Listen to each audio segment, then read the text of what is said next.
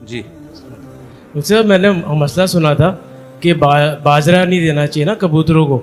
تو ہمارے گھر میں کافی سالوں سے باجرہ دیا جا رہا, پانی بھی نا. تو گھر میں جب بات گئی تو وہ کہہ رہے ہیں کہ پانی بھی نہ دیں کیا آپ؟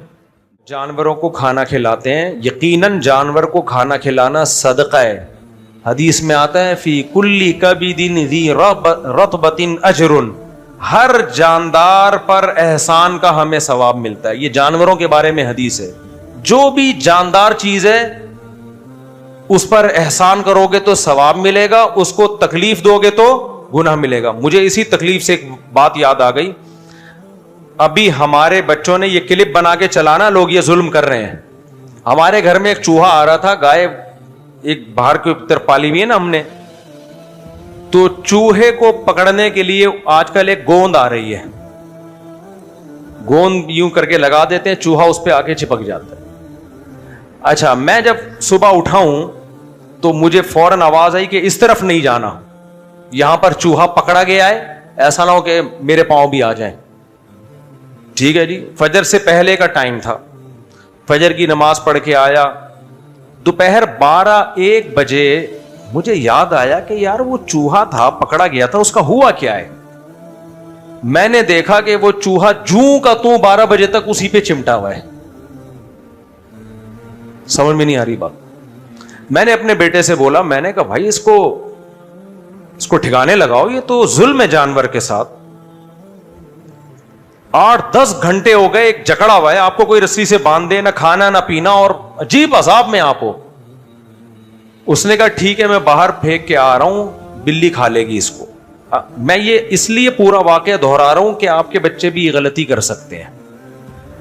میں نے کہا اللہ کے بندے, بلی پہلے بات کھائے گی کیسے, وہ تو بلی بھی چپک جائے گی اس کے ساتھ, وہ بھی اسی عذاب میں.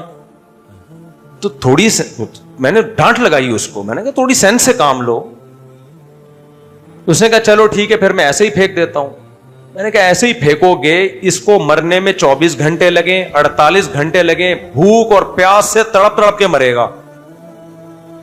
یہ غلطیاں عام طور پہ گھروں میں ہو رہی ہیں, اس لیے میں اپنے گھر کا واقعہ, اس کو میں نے طبیعت سے تنبیہ کی اپنے بچے کو. میں نے کہا آپ نے وہ حدیث نہیں سنی کہ نبی نے فرمایا ایک شخص نے بلی کو باندھ دیا تھا, بھوکا پیاسا مارا ہے اس کو, اور اللہ نے اس کی ساری نیکیاں ضائع کر کے اس کو جہنم کی آگ میں ڈالا. ایک عورت نے بلی کو مارنے کی وجہ سے. آپ کہہ سکتے وہ بلی تھی, یہ چوہا ہے بھائی, بلی بھی ہمارے کام کی نہیں تھی, چوہا بھی نہیں. بات یہ نہیں ہے کہ بلی کو مار رہے ہو یا چوہے کو مار رہے ہو, بات یہ ہے کہ بھوکا پیاسا رکھ کے عذاب کے ساتھ مار رہے ہو, تو یہ مارنا بھی قیامت کے دن آپ کے گلے پڑے گا. ایک جاننے والے صاحب نے کیا کیا, چوہا پکڑا, وہ پھڑکی سی نہیں لگا دیتے, اس میں چوہا آ کے پھنس جاتا ہے اندر, ٹماٹر رکھ دیا, چوہا اندر ہی, اور وہ پھڑکی پڑی ہوئی ہے دھوپ میں, سارا دن دھوپ میں وہ چوہا اسی میں تڑپ تڑپ کے بھاگ رہا ہے. رات کو آ کے انہوں نے اس کو مارا ہے. یار تم صبح ہی مار دیتے, نہیں جی صبح آفس جانا ہے, دیر ہو رہی ہے. وہ سارا دن دھوپ میں, آپ کبھی دھوپ میں اس طرح تڑپو تو بھائی یہ حرام ہے, ناجائز ہے. سمجھ میں آ رہی ہے بات. تو میں نے پھر کیا کیا, اس چوہے کا سر بڑے سے اینٹ سے ایک دم سے کچل دیا تاکہ مر جائے فوراً, پھر جو ہوتا رہے گا ہوتا رہے. تو بھائی چوہا ہو, بلی ہو, کوئی بھی جانور ہو, ہمیں نقصان دے رہا ہے اس کو مار سکتے ہیں. مارنے کا طریقہ وہ اختیار کیا جائے گا جس میں تکلیف کم سے کم ہو. کسی کو بھی عذاب دینے کی ہمیں اجازت نہیں ہے. آپ تھوڑی دیر کے لیے اپنے آپ کو باندھ لیتے ہیں نا, وہاں پہ اپنے آپ کو باندھ لیتے ہیں, حس تو ہوتی ہے جانوروں میں بھی. تو اب یہ سمجھیں کہ جانور کو تکلیف پہنچانا گناہ اور جانور پہ احسان کرنا ثواب, یہ تو شریعت کا ایک اصول ہے. لیکن جہاں انسان اور جانوروں میں ٹکراؤ ہوگا تو ترجیح کس کو دی جائے گی, بولو, انسانوں. اب لوگ کبوتروں کو دانا ڈال رہے ہیں, ثواب ملے گا, لیکن نقصان اس سے انسانوں کو ہو رہا ہے.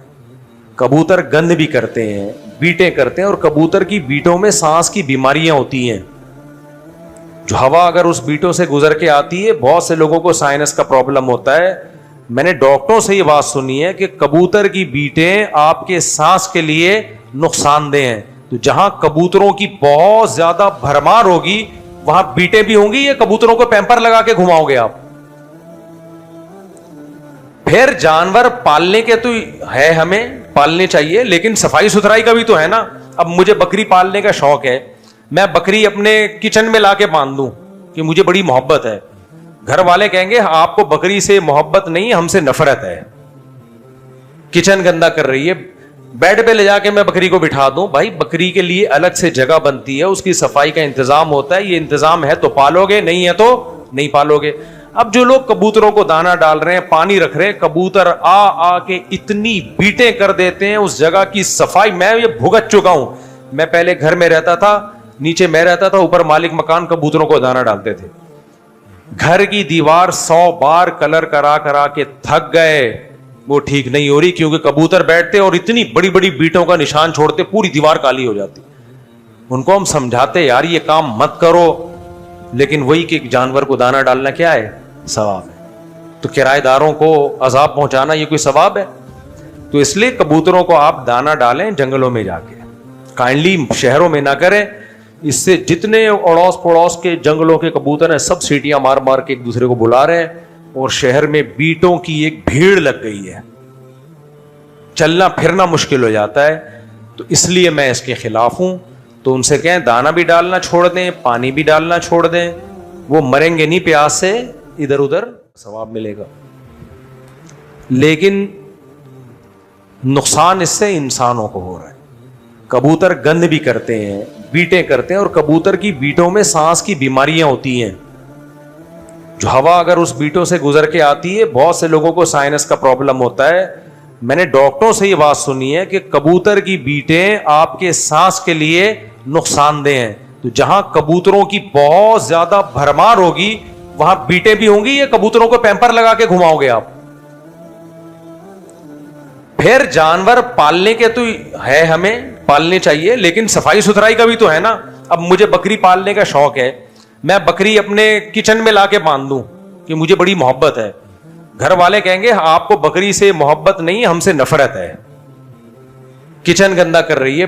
بیڈ پہ لے جا کے میں بکری کو بٹھا دوں, بھائی بکری کے لیے الگ سے جگہ بنتی ہے, اس کی صفائی کا انتظام ہوتا ہے, یہ انتظام ہے تو پالو گے, نہیں ہے تو نہیں پالو گے. اب جو لوگ کبوتروں کو دانا ڈال رہے ہیں, پانی رکھ رہے ہیں, کبوتر آ کے اتنی بیٹیں کر دیتے ہیں, اس جگہ کی صفائی میں یہ بھگت چکا ہوں.